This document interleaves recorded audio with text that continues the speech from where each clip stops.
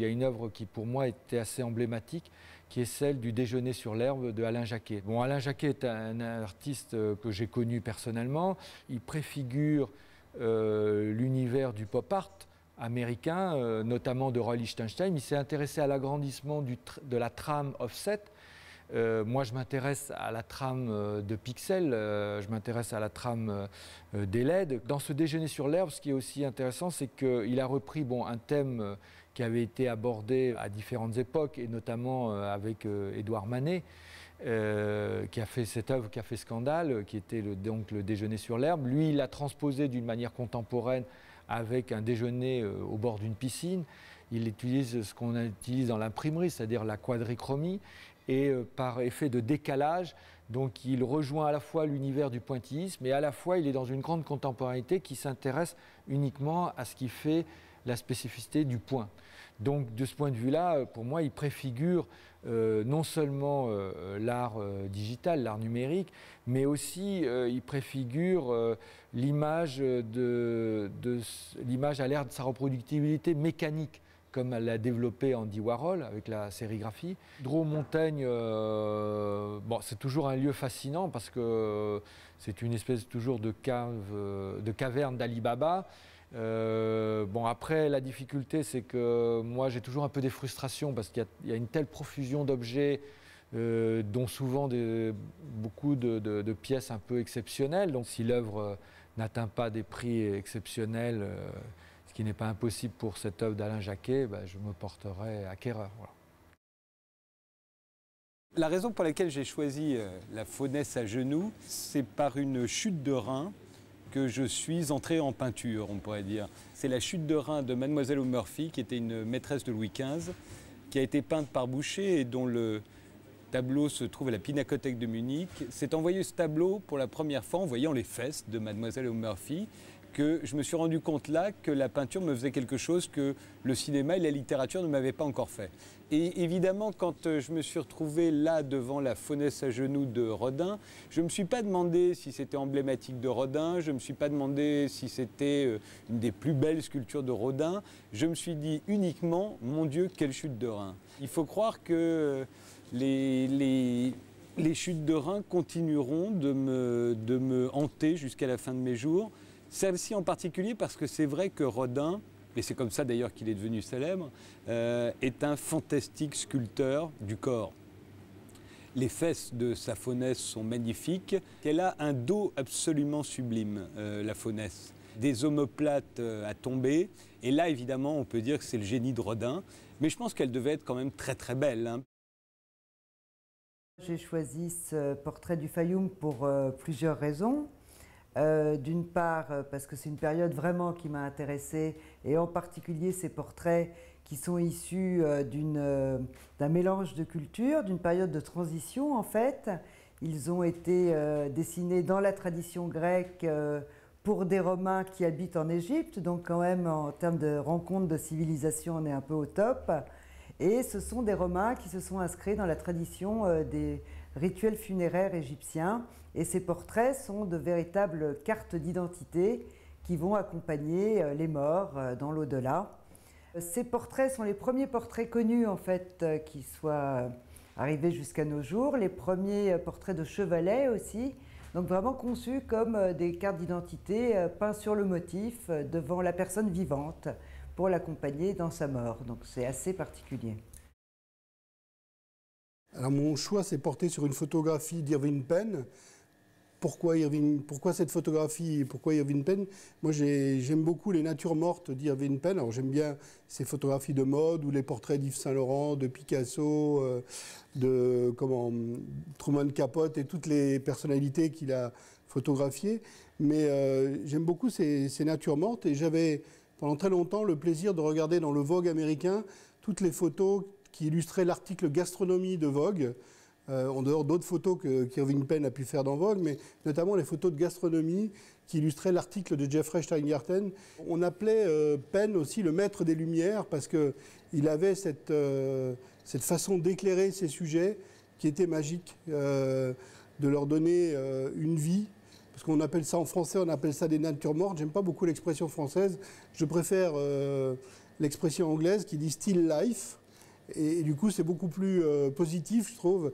Et ça reflète bien ce que c'est-à-dire c'est une nature tranquille, une vie tranquille. Et dans les éclairages de peine, il y a une magie que je connais à peu de photographes. Lui, il arrivait à prendre l'essence même de ce qui était à photographier et il le sublimait. Et donc en ça, pour moi, ça a été important dans ma manière d'aborder la photo de nourriture. J'ai eu l'occasion de faire une photo avec lui à Paris, dans un studio, pour Vogue. C'était pour illustrer un article de nourriture de Vogue. Et là, j'ai vu toute la manière dont il regardait les produits, et c'était pour moi c'était un moment privilégié de voir photographier, de voir faire des photos par Irving Penn. Pour moi, j'étais comme un enfant dans un magasin de jouets. One of the great slogans of Piero Manzoni in the 50s where he said, "Empty the container, set the space free." So, you know, it was radical in its sense that he said we have to empty whatever we have to start something new. He wanted to create a new painting without color, but to describe space and to describe the surface. So, and the achromes are the best examples for this. You know, he basically used the canvas, he rolled it in, he kind of folded it, and by using no color and describing space and starting with zero, coming back to this movement between other artists. For me, it has a very personal reason that I'm attached to this. Like 20 years ago in 1993, I was organizing an exhibition in the gallery in Salzburg, and then also it came to Paris, which was called Utopia, an exhibition which was very important for me, and so I have these great emotional memories, and we had some wonderful achromes of Piero Manzoni. You know, Drouot-Montaigne is for me, you know, the great French auction house, which combines many interests, where you can find great gems and who kind of exists, you know, in the international world of auction houses on a very serious ground. Le choix que j'ai fait, c'est une magnifique édition originale de Don Quichotte de Cervantes. Je crois que c'est la 3e. Elle est sublime. Et c'est une édition qui présente la particularité d'avoir été corrigée par Cervantes lui-même. Donc c'est le texte le plus fiable, le plus proche de ce que souhaitait Cervantes. Ce qui a motivé mon coup de cœur, c'est que c'est un des grands romans de l'histoire de l'humanité, avec le Moby Dick de Melville, La Recherche de Proust ou Le Voyage au bout de la nuit de Céline. C'est un roman métaphysique qui illustre parfaitement bien la condition humaine, qui montre son côté tragique et comique à la fois. C'est un roman à l'esthétique baroque, qui nous apprend beaucoup de choses encore aujourd'hui, notamment que c'est bien plus beau quand c'est inutile. On a tous en nous la nostalgie de personnages baroques, comme le Quichotte et Sancho Panza, comme les Trois Mousquetaires, et qu'on a également tous en nous un peu la nostalgie des vertus chevaleresques que le Quichotte incarne à merveille. Je travaille à 3 minutes de l'hôtel Drouot, donc j'y passe au moins 2 fois par semaine. J'aime énormément cette ambiance, cette formidable caverne d'Ali Baba. Il se passe toujours quelque chose, il y a toujours un joli objet. Voilà, c'est absolument formidable. J'ai choisi l'œuvre de Giacometti, Le lustre aux acrobates. Je cherchais vraiment un coup de cœur qui ait rapport à la maison, à la décoration, voilà, à l'architecture d'intérieur. Tout peut avoir, un tableau peut l'être, mais un lustre, voilà, une sculpture en lustre détourné comme ça, c'était vraiment magnifique. Et Giacometti a une fragilité, une force qui me touche beaucoup. Ça me va droit au cœur, c'est quelque chose c'est très fragile et très fort en même temps. Et le bronze, tout ce travail de bronze est vraiment magnifique. J'aime les matières, donc voilà, c'est quelque chose. Voilà, il y a un couple, en plus, ils se tiennent par la main, il y a un côté très poétique. Je trouve ça toujours très intéressant, les artistes qui se mettent aussi à faire du mobilier. Donc lui, par exemple, a fait beaucoup de tables, il a des tables de salle à manger magnifiques, des lustres, enfin, voilà. Chaque pièce est vraiment une œuvre d'art. Plus ça va, plus j'apprends et plus j'aime surtout. J'ai choisi Gabriel Destré et Gabriel d'Estrée par Alain Jacquet. Je pense que j'ai choisi ce tableau parce que je le connaissais depuis l'enfance. Je l'avais vu chez des gens, j'ai beaucoup regardé. Bien sûr, ça fait écho avec un tableau du Louvre et c'est clairement l'image de la féminité. Vraiment la femme nue, mais pas dans une position ou dans une posture érotique. C'est pas Leda et le cygne. J'aime bien, surtout dans le dessin, la figure féminine. Je trouve que plus érotique que la peinture, c'est le dessin. Et là, c'est presque à cheval entre le dessin et la peinture. C'est du pop art français.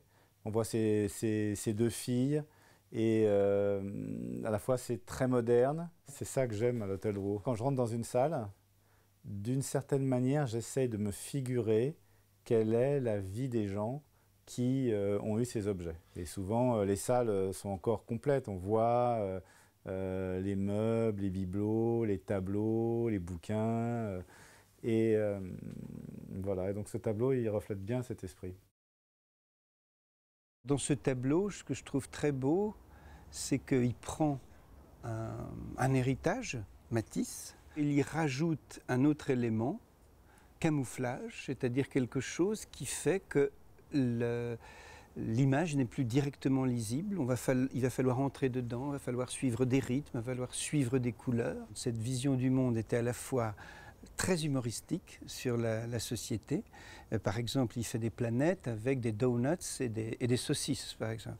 Et en même temps, il avait une formidable puissance d'imagination, par exemple sur le cosmos. Quand il peignait l'espace, il ne peignait pas l'espace qu'on a là, autour de nous. Il peignait lui, nous et l'espace cosmique, un peu comme, si vous voulez, la suite d'Yves Klein. Quand on peint l'espace, on peint tout l'espace. Et puis il y a sa poésie, tout simplement. Je pense qu'avec Jacquet, on se trouve, par exemple, dans la ville. En même temps, on a l'esprit dans les étoiles. On se trouve, ou les planètes. On se trouve devant la position de l'individu face à l'énorme espace de l'art, comme devant le Matisse, là. Mais en même temps, on en refait quelque chose, parce que ce qui compte, c'est d'être un individu, soit de se l'approprier. Drouot-Montaigne, c'est un lieu en fait de projection, on va dire sensible, mentale, aussi de passion, de goût. Non, c'est un lieu formidable, ça vaut largement je sais pas, une promenade ou une marche au Népal, par exemple. On entre là-dedans et c'est vrai qu'on ne voit pas le temps passer.